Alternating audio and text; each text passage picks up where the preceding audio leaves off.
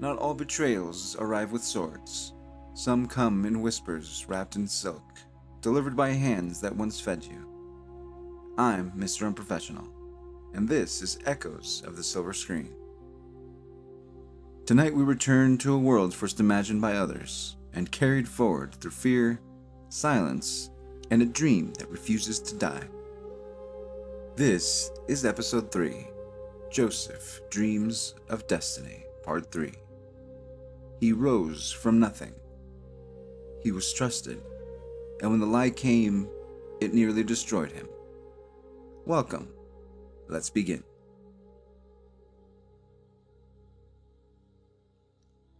Joseph had learned to move without sound. The house of Potiphar rose like a monument of carved order.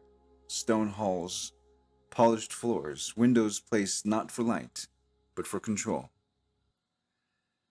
The gods on the walls watched from every angle. The servants watched each other. Joseph watched everything.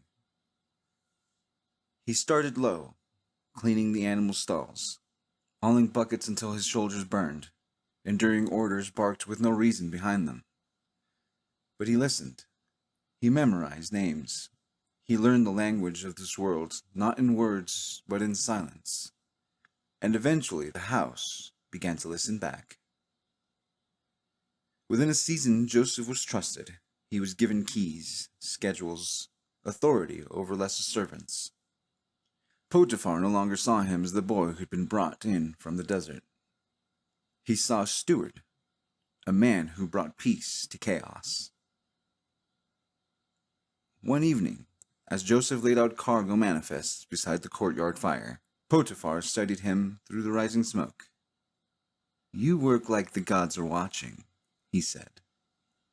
Then, softer, or perhaps like no one ever did.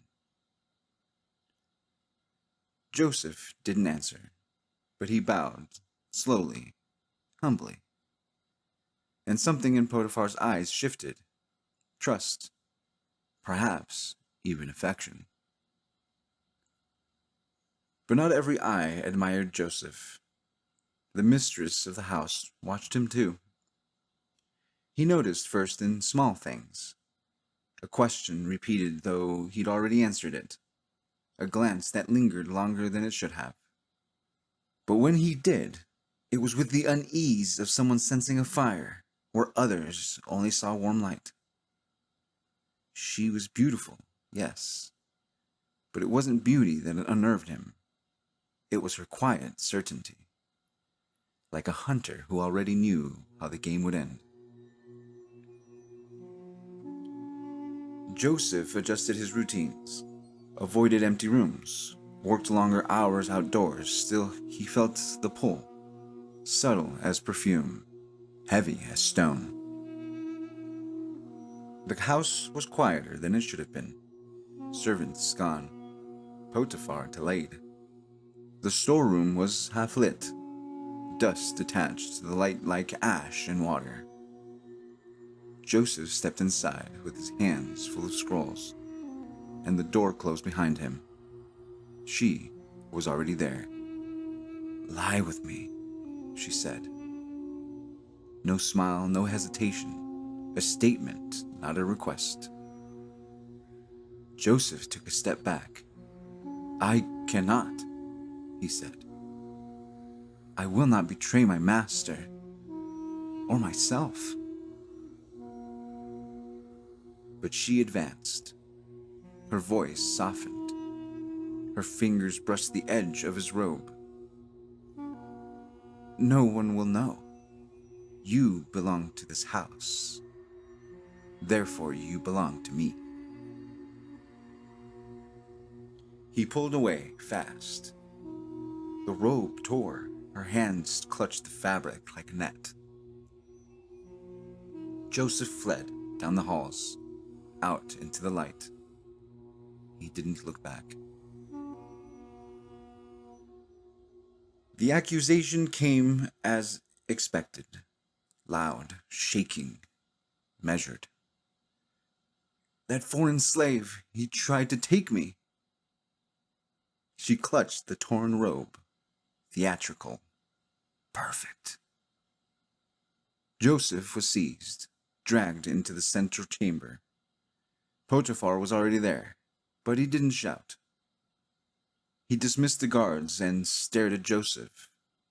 The silence between them was thick with dust and years, and something unspoken. I trusted you, Potiphar finally said. His voice was quieter than it had ever been.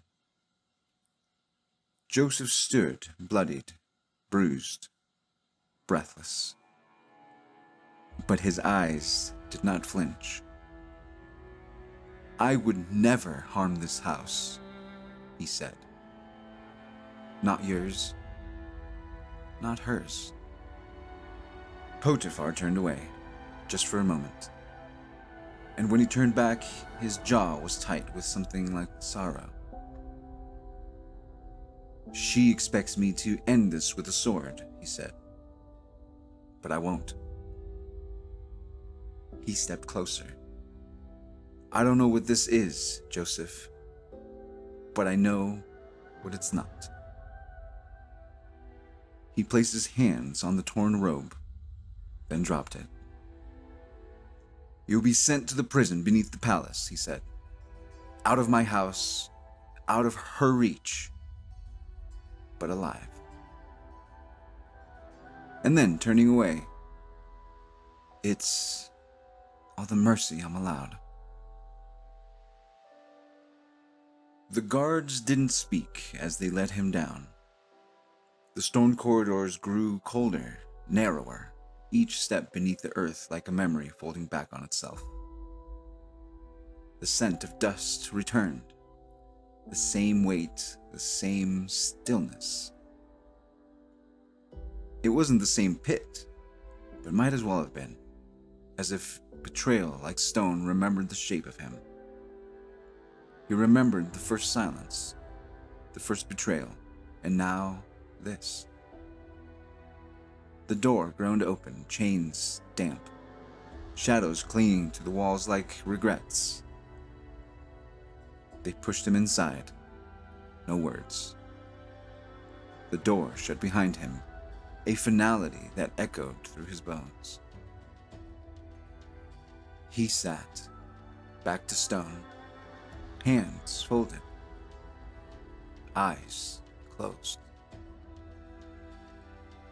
Time blurred. Footsteps. Muttered prayers.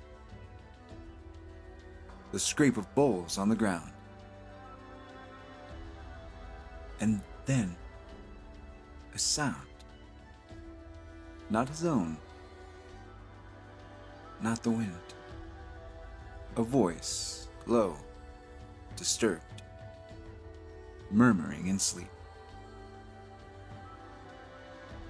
Another prisoner, tossing, turning, dreaming. Joseph opened his eyes and listened. Thank you for walking with me through the betrayal and silence tonight. Some echoes fade, others wait beneath the surface, quietly unfolding into the story that was always meant to be told. Joseph has fallen once more, but the dreams are not done with him yet, and now someone else is dreaming. I'm Mr. Unprofessional, and this has been Echoes of the Silver Screen. Until next time, keep listening, keep remembering, and keep carrying the echoes forward.